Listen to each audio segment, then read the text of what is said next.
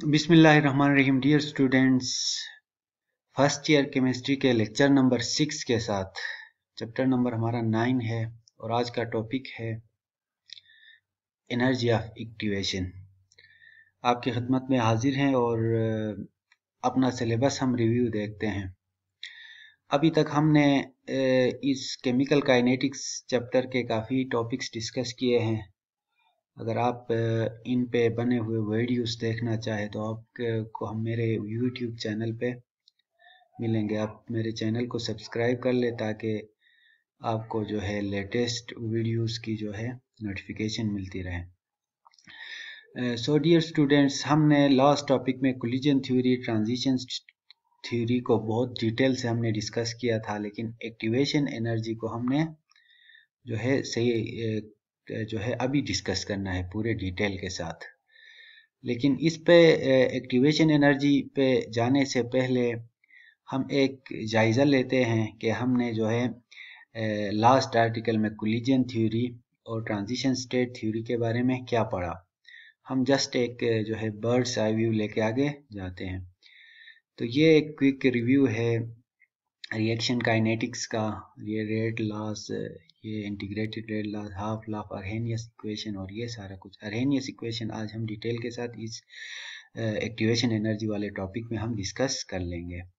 Collision theory में हमने ये पढ़ा था कि रिएक्शन को जो है होने के लिए मॉलिक्यूल्स का या रिएक्टेंट मॉलिक्यूल्स का आपस में टकराना ज़रूरी है ताकि आगे जो है प्रोडक्ट बन सके।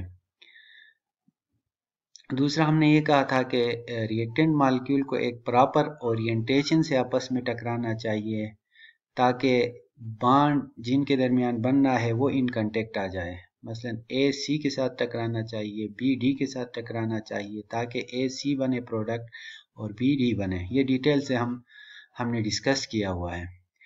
और जो है थर्ड जो कंडीशन है कि रिएक्टेंट मॉलिक्यूल को एक प्रॉपर एनर्जी से टकराना चाहिए ताकि हमारे पास जो है कोलिजन्स जो है फ्रूटफुल हो। उसके बाद जो है हमने डिस्कस किया था कि ट्रांजिशन स्टेट थ्योरी, यानी रिएक्टेंट मॉलिक्यूल जब आपस में टकराते हैं तो प्रोडक्ट बनने से पहले दरमियान में एक ट्रांजिशन स्टेट आता है, उसको हम एक्टिवेटेड कॉम्प्लेक्स कहते हैं। ये एक्टिवेटेड स्टेट से या तो प्रोडक्ट बनाते हैं डिकम्पोज बना के, या कंडीशंस अगर फुलफिल नहीं है तो दोबारा से डिकम्पोज होके ये रिएक्टेंट्स बनाएंगे। तो आज का जो हमारा टॉपिक है वो है activation energy. Activation energy, the minimum amount of energy required for an effective collision। यानी हमने लास्ट टॉपिक में डिस्कस किया था कि तमाम जो है कोलिजन्स इफेक्टिव नहीं होती, उनमें से बाज़ प्रोडक्ट में कन्वर्ट होती है। ऐसे कोलिजन्स को जो है इफेक्टिव कोलिजन्स कहते हैं जिनके नतीजे में जो है रिएक्टेंट प्रोडक्ट में कन्वर्ट होता है। और कुछ ऐसे हैं जिनमें जो है आपस में कोलिजन होती है लेकिन एनर्जी इतनी कम होती है कि वो प्रोडक्ट में कन्वर्ट होना मुश्किल होता है, वो दोबारा से रिएक्टेंट में कन्वर्ट होती है। तो रिएक्टेंट के पास जो है ऑप्शन है कि अगर आप प्रोडक्ट साइड में जाना है तो उनकी एनर्जी कम से कम इतनी होनी चाहिए कि वो एक्टिवेशन एनर्जी बैरियर को क्रॉस कर सके और प्रोडक्ट फॉर्म में जा सके। एक्टिवेशन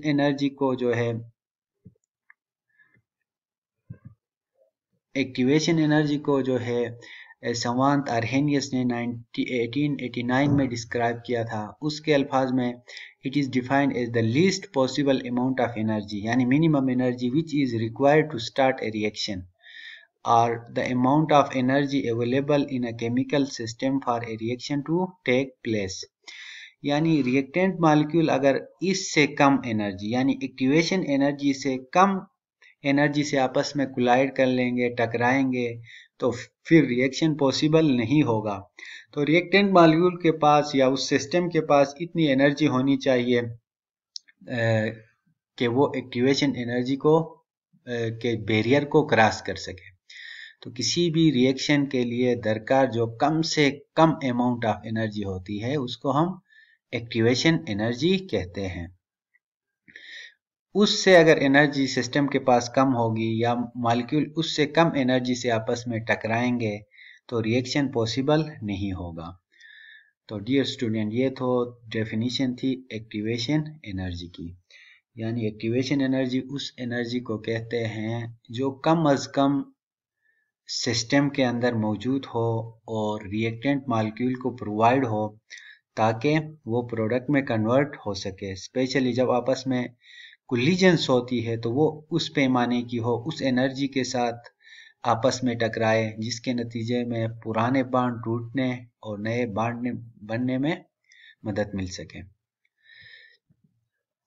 ग्राफिकली डियर स्टूडेंट्स, ये हमारे पास एक जो है रिएक्टेंट है या रिएक्टेंट्स है ज़्यादा, उनको अगर प्रोडक्ट में कन्वर्ट होना है, ये प्रोडक्ट स्टेट है, तो उनको एक रुकावट को क्रॉस करके जाना पड़ेगा।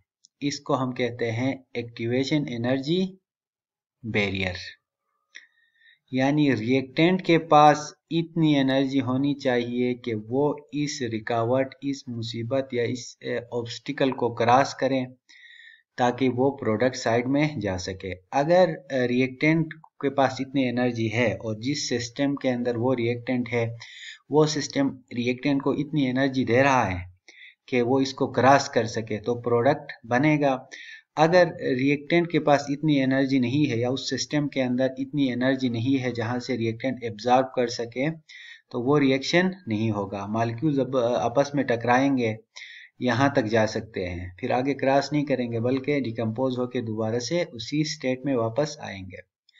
तो ये एक ग्राफिकली समझाने की कोशिश की है कि किस तरह जो है एक्टिवेशन का एनर्जी का जो बैरियर है वो रिएक्टेंट को प्रोडक्ट में जाने से रोकता है। डियर स्टूडेंट्स, आप लोगों ने बहुत दफ़ा सुना होगा कि कैटलिस्ट की वजह से रिएक्शन तेज़ी से होता है। उसकी भी बेसिक वजह यही है, जब रिएक्टेंट ने प्रोडक्ट में जाना होता है तो ये जो ब्लैक कलर नज़र आ रहा है, इस एक्टिवेशन एनर्जी बैरियर को क्रॉस करना होता है। अगर एनर्जी इतनी हो तो वो क्रॉस करके आगे जा सकता है, अगर ना हो तो फिर वो क्रॉस नहीं कर सकता। लेकिन कैटलिस्ट अगर इस्तेमाल कर लेंगे तो कैटलिस्ट रिएक्शन को एक न्यू पाथ दे देता है, एक न्यू पाथवे दे देता है। मसलन ये देखें, रिएक्शन विद कैटलिस्ट, ये जो रेड जो एरिया है, ये असल में ये रेड बैरियर जो है पहले के मुकाबले में अब बैरियर क्या है, कम हुआ है। अब ज़्यादा रिएक्टेंट मॉलिक्यूल इस कम बैरियर को क्रॉस करके प्रोडक्ट में कन्वर्ट हो सकते हैं। तो गोया कैटलिस्ट का काम और कुछ नहीं है, रिएक्शन के राह में जो एनर्जी बैरियर है, एक्टिवेशन एनर्जी का जो बैरियर है, उसको कम करता है ताकि ज़्यादा से ज़्यादा रिएक्टेंट प्रोडक्ट में कन्वर्ट हो सके। और इसी तरह जो कैटलिस्ट जब हम रिएक्शन मिक्सचर के अंदर ऐड करते हैं तो वो बहुत फास्ट तरीके से होता है, क्योंकि अब ज़्यादा मॉलिक्यूल कम टाइम में प्रोडक्ट में कन्वर्ट होंगे, रिएक्टेंट से प्रोडक्ट में कन्वर्ट होंगे। तो ये था डियर स्टूडेंट एक्टिवेशन एनर्जी और कैटलिस्ट का रिलेशनशिप। एक्टिवेशन एनर्जी और टेम्परेचर, ये भी बहुत इंपॉर्टेंट टॉपिक है डियर स्टूडेंट्स। हमने जो है जब कंडीशंस पढ़े थे या फैक्टर्स पढ़े थे कि जो रिएक्शन रेट को जो है अल्टर करती है, उसमें हमने डिस्कस किया था टेम्परेचर को। अमूमन ये होता है कि टेम्परेचर के बढ़ने से जो है रिएक्शन रेट फास्ट होता है, तेज़ी से रिएक्शन आगे प्रोडक्ट की तरफ जाता है।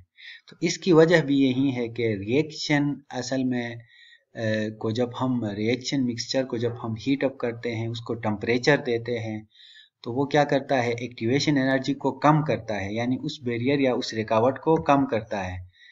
जिस तरह यहाँ पे कैटलिस्ट ने किया था, वो उसको क्या करता है, कम करता है। तो कैटलिस्ट ने भी उसको कम किया था और टेम्परेचर ने भी कम किया था। इसी तरह रिएक्टेंट को जो है प्रोडक्ट में जाने में क्या होती है, आसानी होती है, और ज़्यादा टेम्परेचर पे रिएक्शन बहुत फास्ट होता है। रिएक्शन और एक्टिवेशन एनर्जी और जो है टेम्परेचर का रिलेशनशिप देखने के लिए हमें आर्हेनियस इक्वेशन पे गौर करना होगा। यही एक्टिवेशन एनर्जी का कंसेप्ट भी सेवांत आर्हेनियस ने ही दिया था, और उसने स्पेसिफिक रेट कांस्टेंट और एक्टिवेशन एनर्जी और टेम्परेचर के दरमियान एक रिलेशन दिया था। अब ये इक्वेशन देखने में आपको काफ़ी जो है कॉम्प्लेक्स नज़र आएगा, लेकिन आपने यहाँ पे दो चीज़ें देखनी है। आपने पहले ये देखनी है कि एक्टिवेशन एनर्जी और टेम्परेचर का आपस में क्या रिलेशन है। ये एक्सट्रीम लेवल E⁻⁻ E है, ये एक्टिवेशन एनर्जी है, ये कांस्टेंट है, जनरल गैस कांस्टेंट, और ये T है टेम्परेचर। अब यहाँ पे देख के आप ये डिसाइड कर सकोगे कि एक्टिवेशन एनर्जी और टेम्परेचर का आपस में क्या रिलेशन है। अब डियर स्टूडेंट देखें कि एक्टिवेशन एनर्जी इस केस में न्यूमरेटर में ऊपर है और टेम्परेचर नीचे है।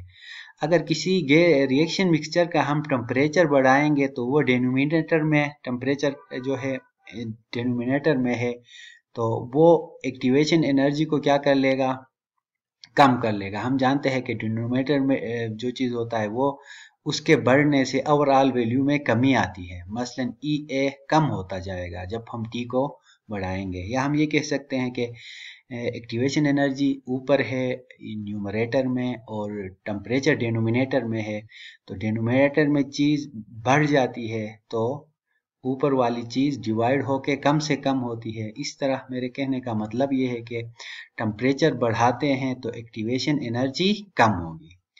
एक्टिवेशन एनर्जी अगर कम होगी तो ज़्यादा मॉलिक्यूल जो है कम एनर्जी बैरियर को क्रॉस कर सकेंगे और हमारा जो रिएक्शन रेट होगा वो बहुत फास्ट होगा।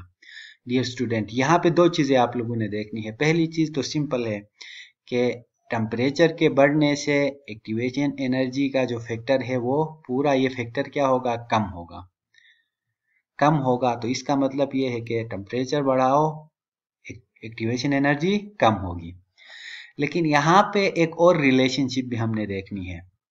यहाँ पे जो है एक और रिलेशनशिप हमने यहाँ पे ये देखना है कि इस पूरे फैक्टर का E और RT AE ये मुख्तलिफ चीज़ें हैं जो आगे हम एक्सप्लेन कर लेंगे। ये असल में आर्हेनियस स्पेसिफिक रेट कांस्टेंट और टेम्परेचर एक्टिवेशन एनर्जी इन दोनों का रिलेशनशिप वाज़ेह करता है।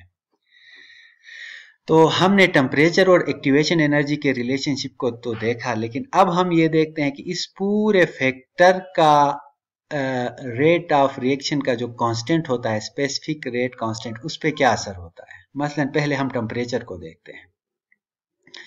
टेम्परेचर के बढ़ने से ये पूरा फैक्टर कम होगा, पूरा फैक्टर कम होगा, और चूंकि इसके साथ नेगेटिव है, नेगेटिव में कम होगा, इसलिए जो चीज़ नेगेटिव में कम होता है वो असल में बढ़ जाता है।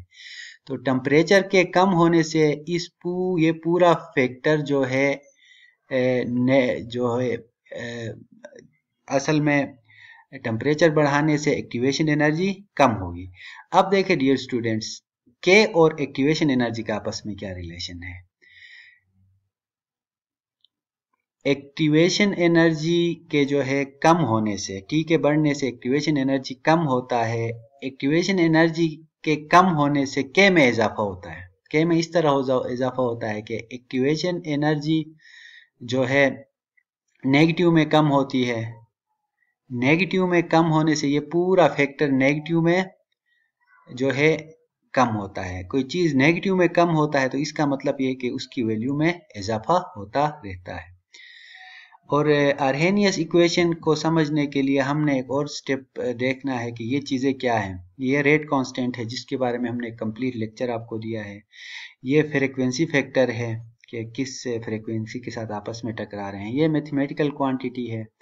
ये जनरल गैस कांस्टेंट है। ये केल्विन टेम्परेचर है और ये एक्टिवेशन एनर्जी। यहाँ पे हमने ये देखा कि केल्विन टेम्परेचर और एक्टिवेशन एनर्जी एक दूसरे के साथ इन्वर्सली रिलेटेड है। टेम्परेचर किसी गैस जो है रिएक्शन मिक्सचर का बढ़ा देते हैं तो उसकी एक्टिवेशन एनर्जी कम होती है।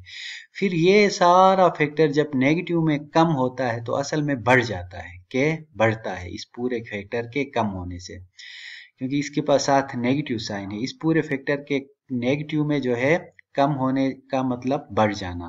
तो इस पूरे फैक्टर जब कम होता है तो के बढ़ जाता है, और के और रिएक्शन रेट एक दूसरे के साथ डायरेक्टली प्रोपोर्शनल है। इस पूरे फैक्टर के नेगेटिव में कम होने का मतलब ज्यादा हो जाना, इसके ज्यादा होने का मतलब के का बढ़ जाना। हमने ये भी पढ़ा था कि के एक खास टेम्परेचर पे कांस्टेंट होता है। टेम्परेचर चेंज हुआ तो के भी बढ़ा। इसी तरह हम कह सकते हैं कि टेम्परेचर और एक्टिवेशन एनर्जी का आपस में जो है इन्वर्सली रिलेशन है, और एक्टिवेशन एनर्जी और के का भी आपस में है इन्वर्सली रिलेशन, क्योंकि ये अब निगेटिव में बढ़ जाएगा तो वो असल में नेगेटिव में बढ़ जाने को कम होना कहते हैं। इसी तरह हमारे पास के बढ़ेगी। तो हमारे चैनल को सब्सक्राइब कर लें।